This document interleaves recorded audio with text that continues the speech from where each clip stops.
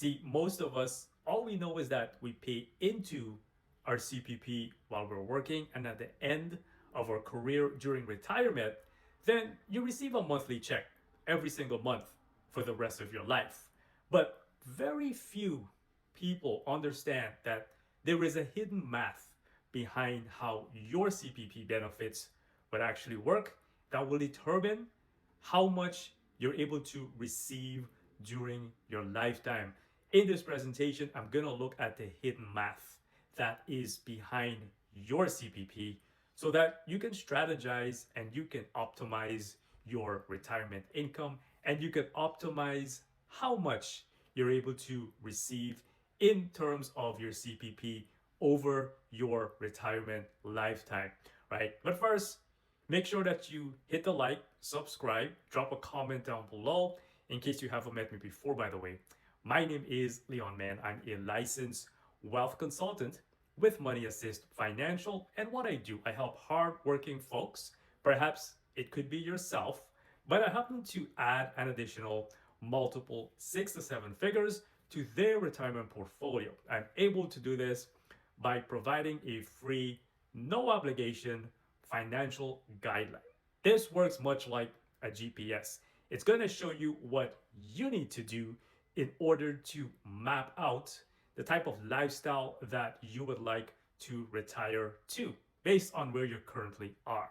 Right now, when it comes to CPP, there's 3 elements that will determine how much you're able to receive. The first element is how much you have earned throughout your career.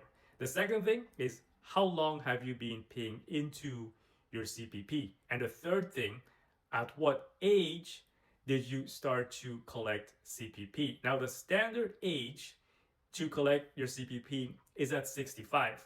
However, you can start as early as age 60 and you can delay this until age 70. Now, for the person that has started collecting CPP at age 60, you're going to be collecting 36% less than the person who started collecting their CPP at age 65. Now, for the person who delayed the CPP until age 70, this is where the math gets interesting because after the age of 65, from 65 to 70, you will basically receive 42% more CPP payouts. Let's do the math. For example, let's say it's $1,000 that you collected at age 65. If you started earlier, for example, let's say at 60 years of age, then that would be $640, right? So it's a lot less when you started collecting at 60.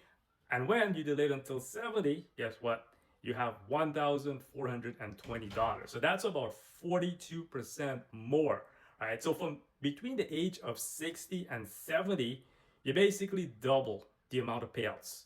This is how powerful delaying until age 70 is when you're basically collecting the CPP. And for those of you wondering when you break even, you basically break even between age 78 and 82. This is where, when you delay, this is where you're able to catch up to the person who started collecting at 60. So after the age of, let's say 80, 82 years of age, if you delay your CPP benefits, you can break even and you can collect a lot more than the person who started at age 60, right? So this is the big difference. And also, there is something called the CPP dropout. Now, a lot of people, they worry that they may have a slump within their career where they collect very little in terms of income, and they were in a slump where they could not find a job.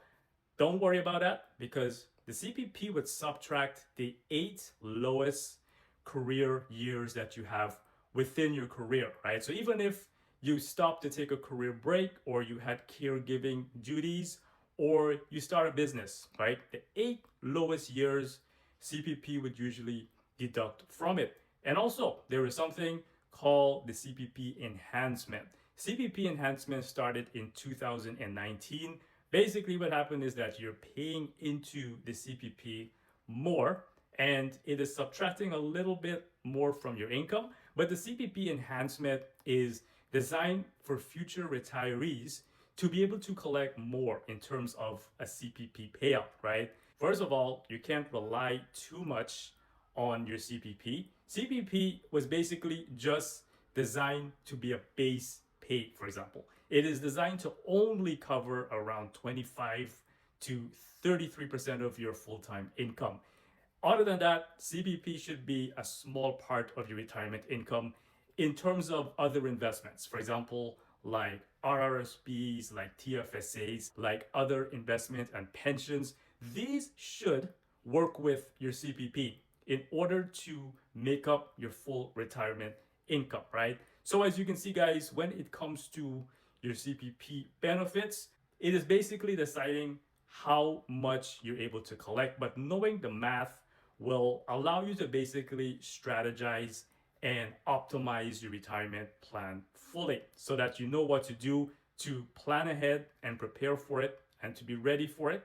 And then you can fully optimize the total amount that you're going to receive at the end when you retire, right? So I hope you got a lot of value out of this presentation. And also feel free to check out my other videos where we take it up a notch. Feel free to hit a like, subscribe, drop a comment down below. Until next time, I wish you guys nothing but the best on your retirement. Peace and love. Take care.